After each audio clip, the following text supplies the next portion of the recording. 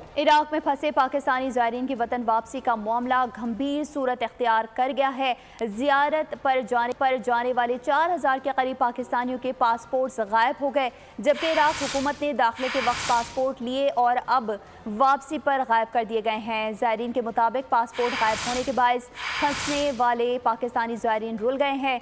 Iraq में फंसे पाकिस्तानी ज़ायरीन वतन वापसी की मदद के मुंतज़िर हैं। हुकूमत पासपोर्ट के बगैर पाकिस्तान में दाखिल होने की इजाज़त दे ज़ायरीन का मुतालबा, जबकि इराक में फंसने वाले कई शहरियों का ताल्लुक चिन्योट से भी है। आपको ये खबर दे रहे हैं, इराक में फंसे पाकिस्तानी ज़ायरीन की वतन वापसी का मामला गंभीर सूरत हाल इख्तियार कर चुका है। ज़ियारत पर जाने वाले 4000 के करीब पाकिस्तानियों के पासपोर्ट गायब हैं। इराक हुकूमत ने दाखिले के वक्त पासपोर्ट लिए और अब वापसी पर गायब कर दिए गए हैं।